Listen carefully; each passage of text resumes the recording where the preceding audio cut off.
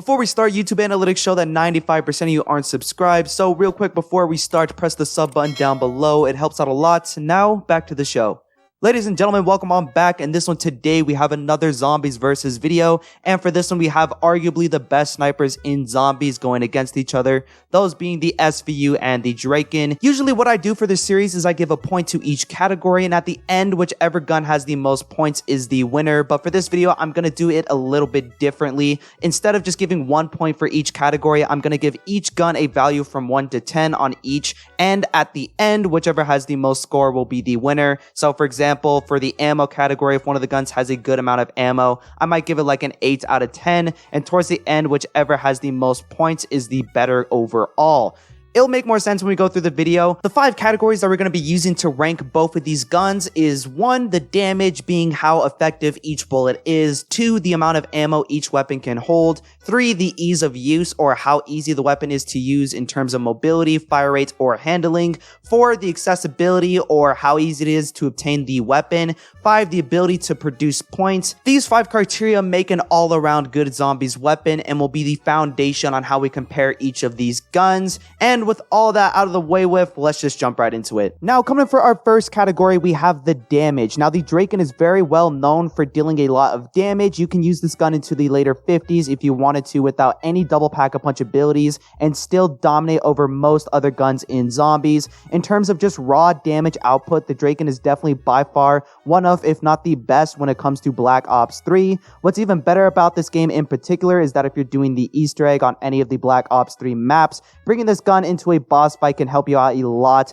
by dealing a lot of damage. For example, if you're playing on Gurad Krovi, it can be very beneficial to take the Drakon in if somebody else on your team has the Ray Gun Mark III, because in terms of damage, the Drakon is your next best option. I'm going to give the Drakon a 9 out of 10 for the damage category. Overall, compared to other guns in zombies, the Drakon is by far one of, if not the best, when it comes to base damage, and with it being on Black Ops 3, it helps a lot against main bosses during the Easter eggs and mini bosses in between rounds. With the SVU, on the other hand, the damage is also very solid. It can carry you into the late 50s as well on Black Ops 2, and with both games having Double Tap 2.0, you can maximize this damage even further. Again, this gun is very similar to the Drakon, where it's up there with being one of, if not the best, when it comes to dealing damage for normal weapons, which is usually expected from sniper rifles because that's where they specialize. The only thing that is limiting the full potential of this gun in terms of damage is that you can only use it on zombies. There isn't any map in Black Ops 2 that has the SVU and a challenging boss or mini boss to fight,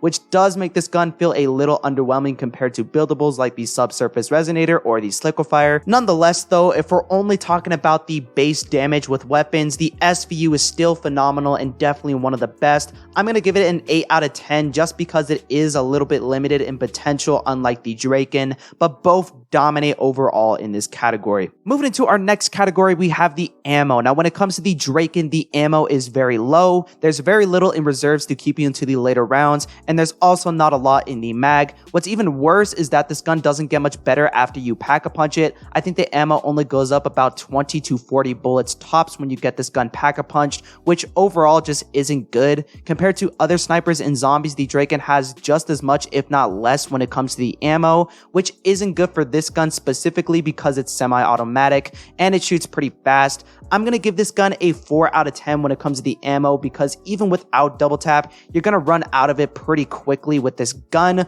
Overall, for the Drakon, I'm not too impressed with the ammo. With the SVU, on the other hand, the ammo is a lot better once you get it pack-a-punched. Without pack-a-punch, this gun holds less than the Drakon and is actually up there with some of the worst in terms of ammo in reserve. Once again, with this gun being a semi-automatic sniper rifle, it makes it hard to justify using this weapon without pack-a-punch, but once you do get it pack-a-punch, the ammo skyrockets to more than 200 rounds with what's in reserve and what's in the magazine. Overall, in the early rounds, the Drakon is going to perform a lot better in terms of ammo, but in the later rounds, whenever you're able to pack-a-punch, the SVU outperforms by far. So for that, I'm going to have to give the SVU 5 out of 10 points for this category. It would be higher up if it had more when not pack-a-punched, but it's still a respectable score. Coming into our next category, we have the accessibility. Now, Now with the Drakon, the accessibility is really bad. You can only get this gun out of the box, which does really suck because if you run out of ammo, you can't just buy more. You have to pack a punch it or get a completely new weapon. One good thing I will say about the Drakon's accessibility is that it's on every single Black Ops 3 map, including the remastered Zombie Chronicles maps, so it doesn't matter which map you're playing on in Black Ops 3, you're gonna run across this weapon eventually. Overall, I'm gonna give the Drakon a 3 out of 10 when it comes to the accessibility. It is only a box weapon, so there is no guarantee on when you're actually going to be able to obtain this weapon, but with it being on all the zombies maps in Black Ops 3, you're not restricted to where you can get this weapon. With the SVU, on the other hand, the accessibility is much better. You have this weapon as a wall buy on every single map that it's featured on, so you can always buy more ammo and you don't have to rely on box luck.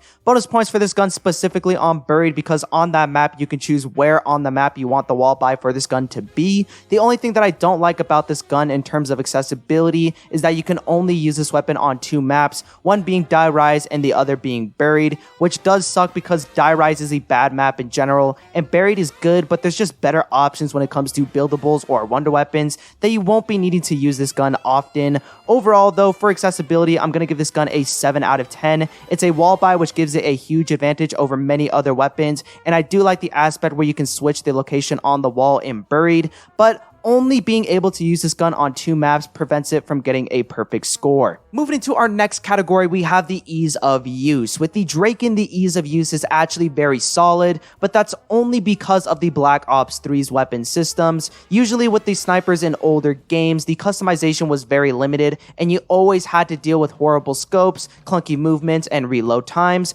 but in Black Ops 3, most of those problems were fixed, and when you get the right attachments on the Drakon, like putting on an ELO sight instead of using that horrible sniper scope, along with some other attachments to make this gun reload and move a lot faster, it actually is really solid in terms of ease of use. You can ADS, move, and reload fairly well with the sniper. Overall, I'm going to give the Drakon a 7 out of 10 for ease of use. You do have to use this gun a lot and level it up a lot to get it to its max potential, which is a bit of a hassle, and even with all those attachments, it still isn't as good to use compared to other guns in zombies, but it's definitely a lot better than most sniper rifles. Now with the SVU, on the other hand, the ease of use suffers a lot because it's on the outdated Black Ops 2 systems. You don't have available weapon kits, so you're very limited when it comes to customization for this gun.